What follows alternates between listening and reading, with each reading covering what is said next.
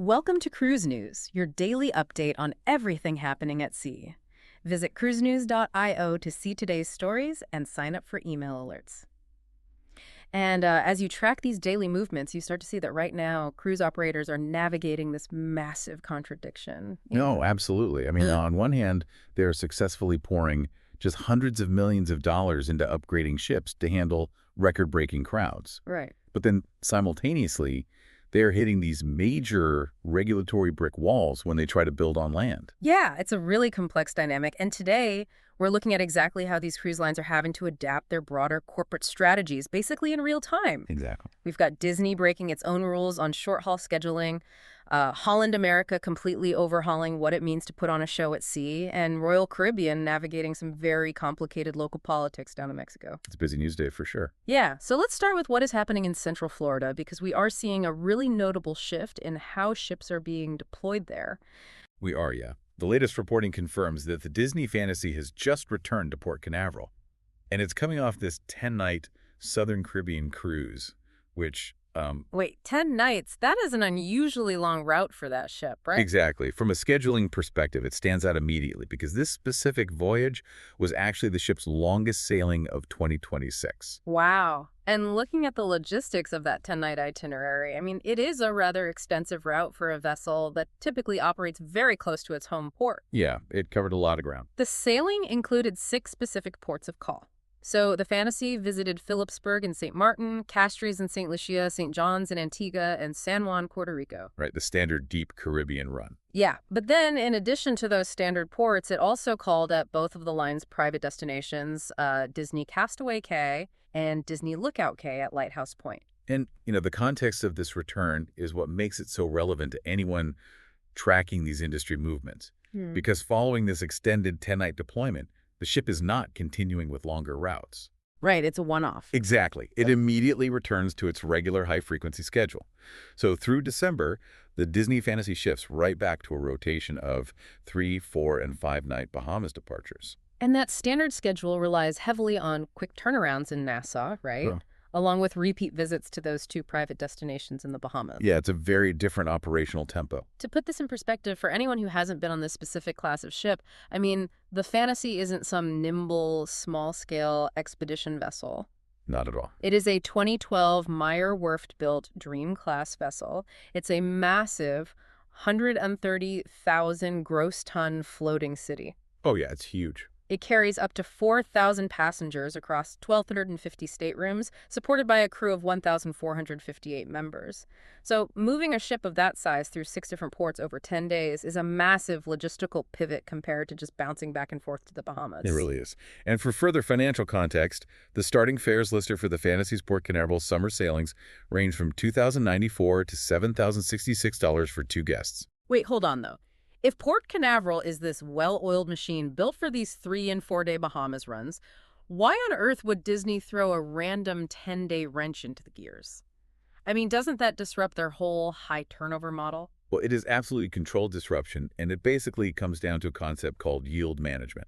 Okay, yield management. How does that play out here? So in an ecosystem that's optimized for rapid turnarounds, a single extended sailing allows a cruise line to test pricing elasticity. Ah, I see. Yeah, basically they're seeing exactly how much their established, die-hard customer base is willing to pay for a longer duration, but without risking a whole season's worth of ships on an untested route. Right, so they capture a segment of premium, high-spend cruisers who prefer longer vacations. Exactly. They maximize the revenue per passenger for that specific window, and then they immediately rotate the vessel back into the highly predictable short-haul cash flow model. That makes a lot of sense. And looking ahead, it seems like they found the data they were looking for, but they are keeping it strictly as a limited offering, Right. According to Disney's 2027 schedule, there is only 1 repeat 10-night Southern Caribbean sailing listed for the Fantasy. Just one, yeah. Yeah, that single departure is scheduled for July 11, 2027, and it will utilize the exact same 6 ports of call.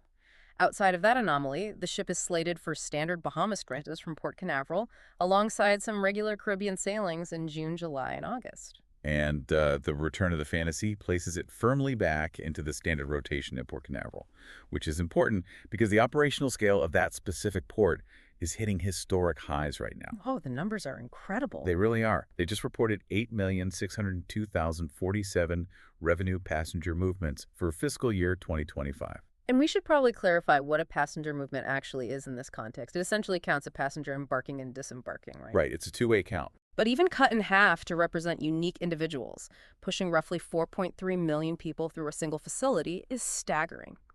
That 8.6 million figure is a 13% increase over fiscal year 2024's total of 7.6 million. It's massive year-over-year growth. Yeah, and that continued growth firmly maintains Port Canaveral's status as the world's busiest cruise port.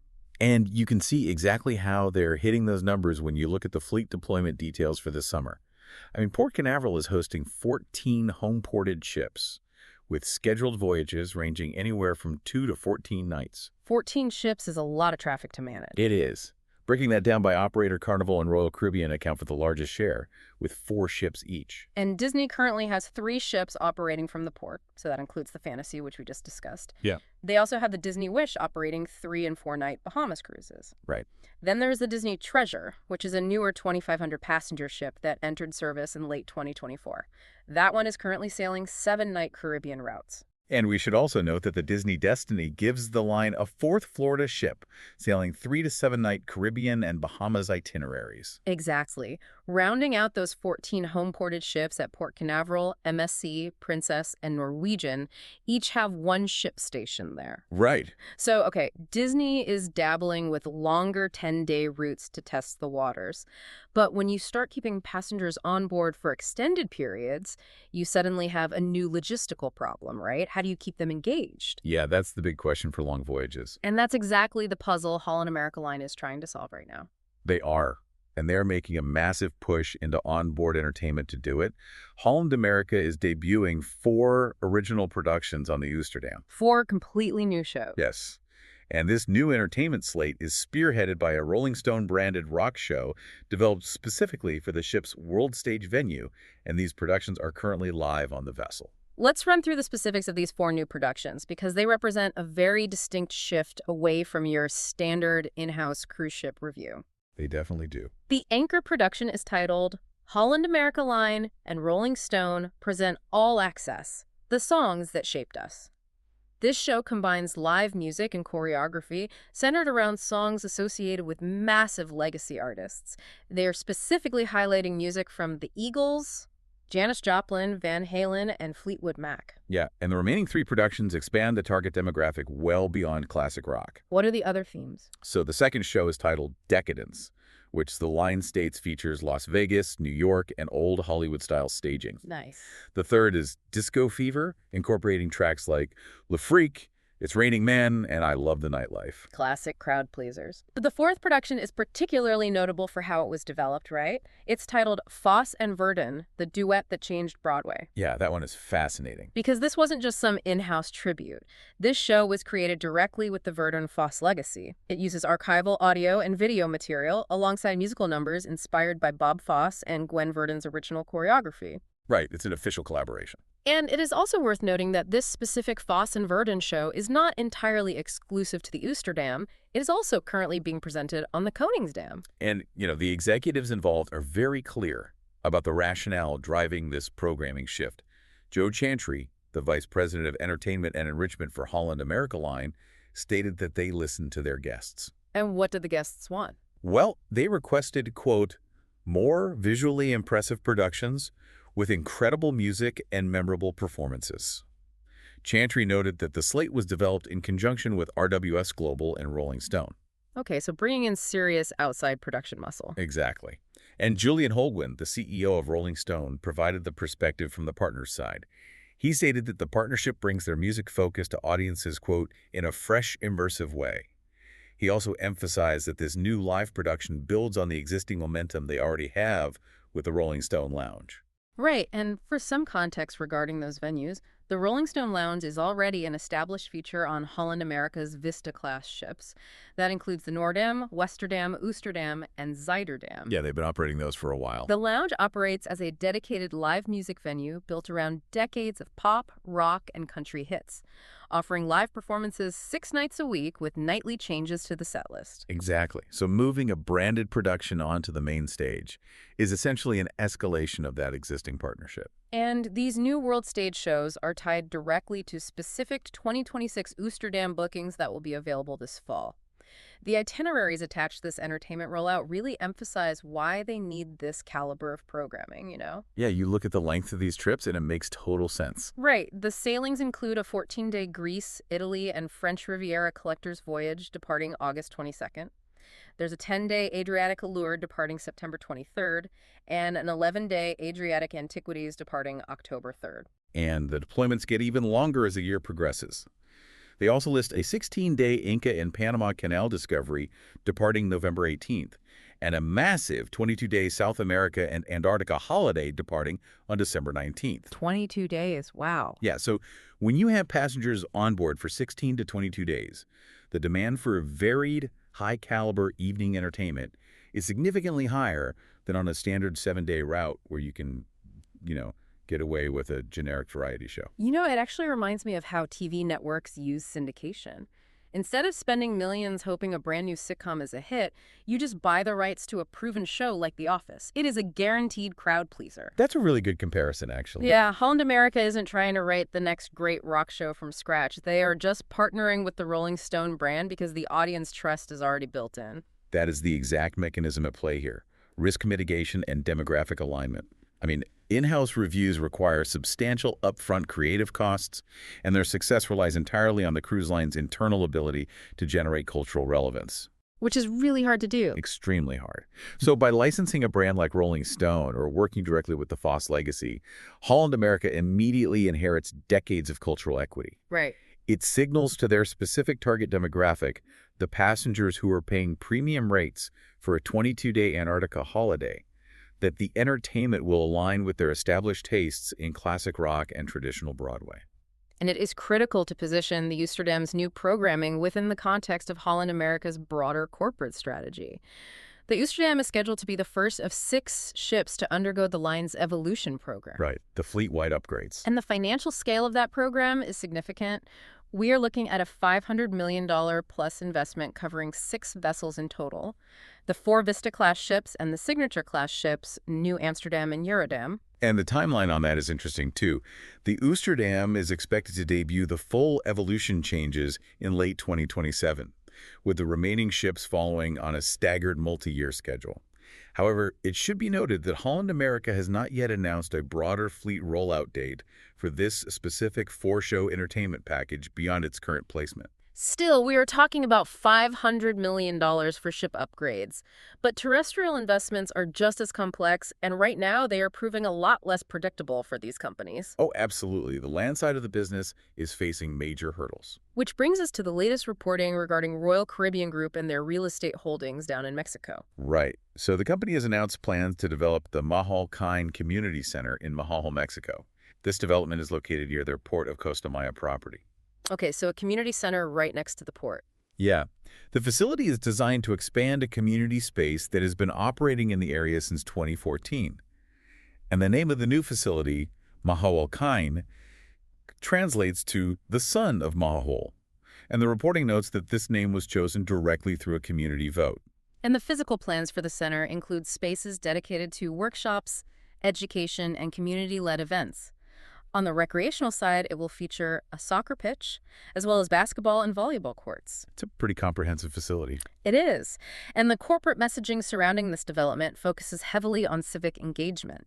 Jason Liberty, chairman and CEO of Royal Caribbean Group, stated, quote, "This next phase is about turning commitment into action by creating a welcoming place where children can learn, families can gather, and neighbors can connect." Right, emphasizing the local benefit. Yeah, and Zenaida Gomez, the director of the center, added that the expansion will, quote, "strengthen our programs and create safe spaces."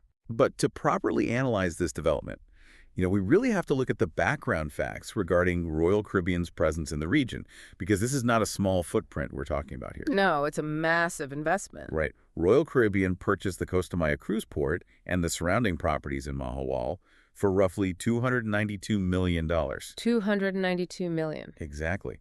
That major acquisition deal closed in September 2024, and the company officially took administrative control of the port in July 2025. And that land acquisition is the critical context here, because the original plan for that property has encountered significant regulatory hurdles, hasn't it? It really has. Costa Maya was the proposed site for Perfect Day Mexico.